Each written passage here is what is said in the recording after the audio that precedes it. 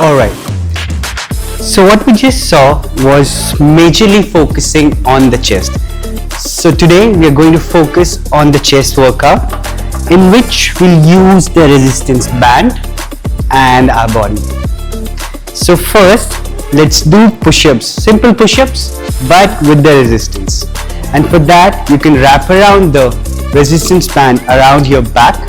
You can hold it from your thumbs, and we'll take the position of a plank, hold that, and we'll slowly go down and push up. Once more, we'll go down and up and down and up. Starting, you can do 10 of these push-ups, set of 3s. Okay, so going forward, we'll do chest press, and for that we'll need our resistance band, and you can use any bench that you have. For us, we have plyo box. First step is to take it around your back. Take your stance, go on your back. From here, we'll take the hands up and back. Try to hold it when you go up, and then slowly you bring it back. And then again you push up and back and up and back.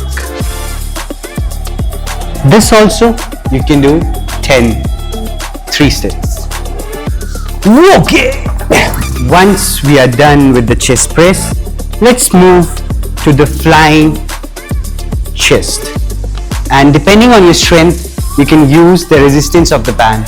Okay, so it can be lighter, it can be much harder, depending on whatever feels comfortable for you. Okay, once you get this, you surround it, place your back, and from here open your arms wide, and from here concentrate on your middle chest, and you bring your hands together, and then you push it back, and try to do it slowly so that each muscle gets engaged, and again you push it back. Take a deep breath and keep your arms straight forward and push it back.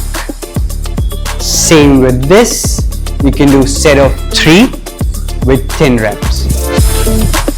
Once you get all the 3, you can do it in a circuit. And to learn more things like this, join our course Upgrade.